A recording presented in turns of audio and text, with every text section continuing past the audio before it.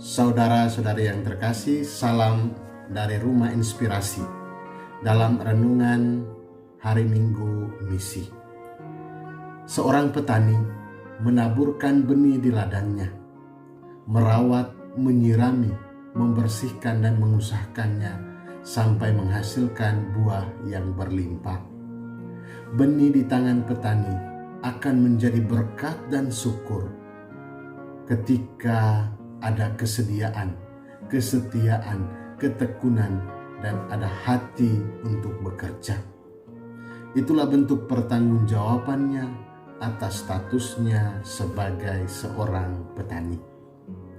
Saudaraku yang terkasih, Anda dan juga saya, kita semua adalah anak Allah, memiliki status sebagai anak Allah. Dengan status itu, benih iman telah ditaburkan Allah di dalam hidup kita lewat sabda-sabdanya, lewat perutusan Yesus Kristus putranya dan juga para nabi. Benih itu perlu dirawat agar tumbuh subur dan kuat dalam menghadapi berbagai kesulitan-kesulitan dalam hidup ini. Jemaat Tesalonika merawat benih yang ditaburkan itu dengan mengamalkan iman, mengusahakan kasih, dan bertekun dalam pengharapan. Yesus mengajak kita semua sebagai pengikutnya untuk mempertanggungjawabkan benih iman dari berbagai macam masalah yang rumit. Ini tidak mudah, tetapi bukan berarti tidak bisa. Ia menyertai kita dengan Roh Kudus, bahkan memakai orang lain, orang asing pun untuk menyertai kita. Sebagaimana ia hadir dalam diri Raja Kores untuk mengembalikan bangsa Israel dari pembuangan. Di sana ia menekankan bahwa Allah adalah satu-satunya Allah yang hidup. Tidak ada Allah lain selain Dia. Saudaraku yang terkasih, Tuhan mengajak kita untuk tidak putus asa saat kesulitan, persoalan itu datang, bahkan mungkin datangnya bertubi-tubi di dalam hidup.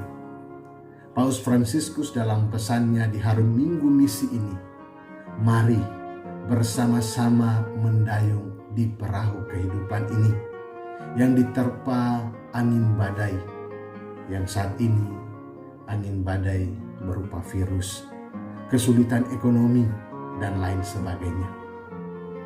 Mari kita bersama-sama terus mendayung di perahu yang sama ini, karena Ia menyertai kita dan menyiapkan pelabuhan yang nyaman untuk kita. Dan Yesus dalam Injil mengajarkan sekaligus mengingatkan kepada kita bagaimana sebagai anak Allah menghadapi kesulitan atau tantangan. Saat ditanya sekaligus dijebak oleh orang-orang Farisi, "Guru, bolehkah kami membayar pajak kepada kaisar atau tidak?" Ia tidak menantang atau membalas sikap orang-orang Farisi ini, dan juga tidak memberikan jawaban yang memuaskan atau diharapkan oleh mereka. Melainkan ia mulai dengan menyelami hati mereka untuk mengerti, mengajak mereka untuk mengikuti dan mengenali pedoman hidup yang sudah ada, dan bahkan meminta mereka untuk menempatkan kewajiban kepada Allah sebagai terakhir saat tuntutan manusia tidak dapat dicocokkan dengan kehendak Allah. Sahabat-sahabat Rumah Inspirasi yang terkasih, petani merawat dan menjaga kebun yang ditaburi benih untuk menghasilkan buah yang berlimpah. Ada juga hama, tantangan, kesulitan yang dihadapi, namun ia mempertanggungjawabkan tugasnya dengan pengorbanan, ketekunan, dan kesetiaan. Sebagai anak-anak Allah, kita pun teguh dalam iman, berusaha dalam kasih, dan tekun dalam pengharapan dalam menghadapi kesulitan, sebagai bentuk pertanggungjawaban kita sebagai anak-anak Allah.